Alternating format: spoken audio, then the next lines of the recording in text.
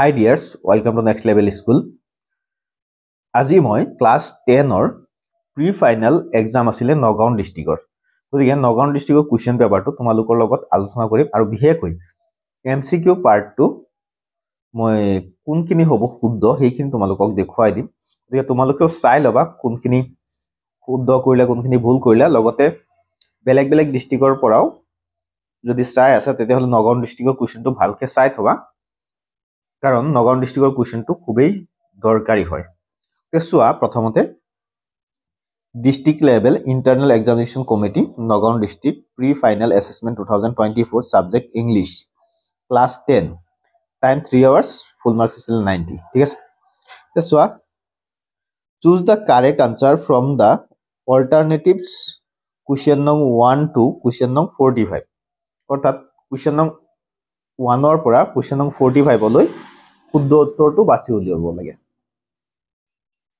চোৱা, প্ৰথমতে আছিলে what did Lenzo have faith in, ইয়াত শুদ্ধ উত্তৰটো হ'ব অপশ্যন বি। তাৰ পিছত যদি আমি চাওঁ, মই কুৱেশ্যনখিনি পঢ়ি দিম কাৰণ বেলেগ ডিস্ট্ৰিক্টৰ কাৰণে ইম্পৰ্টেণ্ট হ'ব কুৱেশ্যনটো।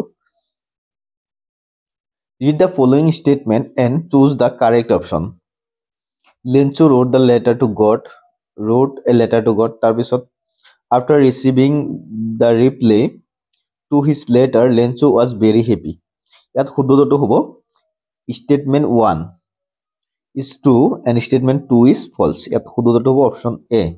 তাৰ পিছত যদি আমি চাওঁ কুৱেশ্যন নং 3 টো চোৱা, Lenzo is dash when he says that's what they say no one dies of hunger, a letter to God. A letter to Godৰ পৰা আহিছে এইটো। তাত শুদ্ধ উত্তৰটো হ'ব dismissive. Option D is the correct answer. কুৱেশ্যনটো তোমালোকে চাই ল'বা, ভিডিঅ'টো দীঘলীয়া হৈ যাব, গতিকে অলপ স্পীডত মই কৈ দিছোঁ, কুৱেশ্যনটো চাই ল'বা। কুৱেশ্যন নং 4 টো হ'ব অপশ্যন এ শুদ্ধ। তাৰপিছত কুৱেশ্যন নং 5 টো তোমালোকৰ কিতাপৰ হয়, এইটো কমেণ্ট কৰি জনাবা। তাৰপিছত কুৱেশ্যন নং 6 টো চোৱা, 6 টো হ'ব victory. Option A is the correct answer. Question 7 টো চোৱা, 7ৰ শুদ্ধ উত্তৰটো হ'ব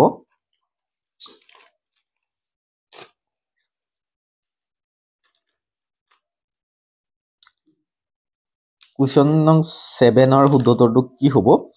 অপশ্যনটো দিয়া আছে, it made the people different to justice, it made the people reject operation, it influence a generation to fight against justice, তাৰপিছত it made the people accept their operation. এইটো তোমালোকৰ জনাবা, কমেণ্টৰ জৰিয়তে জনাবা শুদ্ধ উত্তৰটো কোনটো হ'ব। তাৰপিছত কুৱেশ্যন নং 8 অপশ্যন এ কাৰেক্ট। তাৰপিছত কুৱেশ্যন নং 9 অপশ্যন চি কাৰেক্ট। তাৰপিছত কুৱেশ্যন নং 10 অপশ্যন ডি কাৰেক্ট। তাৰপিছত কুৱেশ্যন নং 11, কুৱেশ্যনকেইটা তোমালোকে পঢ়ি ল'বা বেলেগ ডিষ্ট্ৰিক্টৰ পৰা যদি চাই আছা, আৰু নগাঁও ডিষ্ট্ৰিক্টৰ কিন্তু আছেই লগত। তাৰপিছত কুৱেশ্যন নং 11 অপশ্যন বি হ'ব কাৰেক্ট। তাৰপিছত কুৱেশ্যন নং 12, যদি আমি কুৱেশ্যন নং 12 টো চাওঁ তেতিয়াহ'লে শুদ্ধ উত্তৰটো হ'ব অপশ্যন বি কাৰেক্ট হ'ব। তাৰপিছত কুৱেশ্যন নং 13 মক্ৰী, তাৰপিছত অপশ্যন ডি কাৰেক্ট। তাৰপিছত কুৱেশ্যন নং 14 অপশ্যন চি কাৰেক্ট। কুৱেশ্যন নং 15 অপশ্যন বি কাৰেক্ট। কুৱেশ্যন নং 16 অপশ্যন এ কাৰেক্ট। তাৰপিছত কুৱেশ্যন নং 17 অপশ্যন চি কাৰেক্ট। তাৰপিছত কুৱেশ্যন নং 18 অপশ্যন চি কাৰেক্ট। তাৰপিছত কুৱেশ্যন নং 19 টো তোমালোকে জনাই দিবা কমেণ্টৰ জৰিয়তে। কুৱেশ্যন নং 20 অপশ্যন এ কাৰেক্ট। তাৰপিছত কুৱেশ্যন নং 21 both A and B, statement দিয়া আছিলে both A and B correct.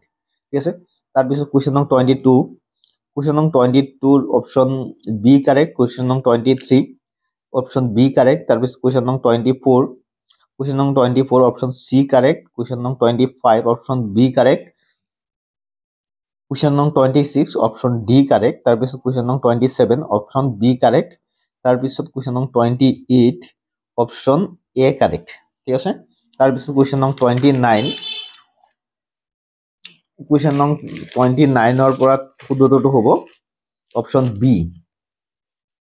2 and 4 ঠিক আছে তাৰ পিছত যদি আমি চাওঁ question নং 30 question নং 30 ৰ পৰা option B correct question নং 31 option C correct তাৰ পিছত question নং 32 option A correct question nong 33 option C correct question nong 34 option C correct tar pisot question nong 35 option C correct question nong 36 yat soa complete the following with correct option er শুদ্ধ optionৰ সহায়ত complete কৰিব লাগে এতিয়া option কেটা দিয়া নাই কিন্তু ইয়াত শুদ্ধটো হ'ব contribute contribution rest resting ঠিক আছে ইয়াত হ'ব resting RESTING resting গতিকে অপশন দিয়া নাই গতিকে তোমালোকে কাম এটা কৰিবা যেহেতু ওমাৰ শীট আছিল যদি এনেকে দিয়া থাকে অপশন মিসিং হয় তেতিয়াহলে এ টু দি থৈ আহিবা ঠিক আছে তাৰ পিছত অপশন কোৱেশ্চন নং 37 সি কাৰেক্ট কোৱেশ্চন নং 38 ডি কাৰেক্ট কোৱেশ্চন নং 39 অপশন এ কাৰেক্ট কোৱেশ্চন নং 40 অপশন সি কাৰেক্ট তাৰ পিছত কোৱেশ্চন নং 42 অপশন বি কাৰেক্ট ঠিক আছে তাৰ পিছত সোয়া নেক্সট কোৱেশ্চন নং 43 অপশন বি কাৰেক্ট তাৰ পিছত যদি আমি চাও কোৱেশ্চন নং 45 অপশন বি কাৰেক্ট কোৱেশ্চন নং 44 বি কাৰেক্ট আৰু 45 ডি কাৰেক্ট ঠিক আছে আজি আছিলে এইখিনি আছিলে আজিৰ ভিডিওটো গতিকে ভিডিওটো চাই যদি ভাল পালা তেতিয়াহলে লাইক আৰু কমেন্ট কৰিবা লগতে তোমালোকে ভিডিওটো শেয়াৰ কৰিবা সকলোৱে যাতে পায় আৰু যদি তোমালোকৰ ডিটেইলছত ভিডিওটো লাগে একদম সলিউশন সহ তেতিয়াহলে তোমালোকে কমেন্টৰ জৰিয়তে জনাবা মই একদম পুংখানুপুংখভাৱে সলিউশন কৰি দিম তোমালোকৰ কাৰণে ঠিক আছে তাৰ পিছত বাকি কোৱেশ্চন কেইটা বেলেগ বেলেগ ডিস্ট্ৰিক্টৰ পৰা যেহেতু ভিডিওটো চাব গতিকে মই বাকি কোৱেশ্চনখিনি দেখুৱাই দিছো যাতে সকলোৱে সলিউশনখিনি কৰি ল'ব পাৰে ঠিক আছে খিনি চোৱা তাৰ পিছত যদি আমি চাও নেক্সট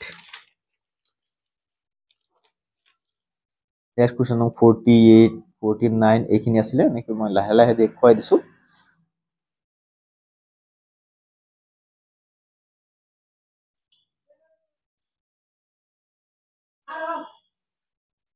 question to চাই লবা বেলেগ বেলেগ ডিস্ট্ৰিক্টৰ পৰা যদি চাই আছে নগৰ ডিস্ট্ৰিক্টৰ questionটো একদম মাস্ট বি চাবা বহুত ইম্পৰ্টেন্ট question হয় আৰু বিশেষকৈ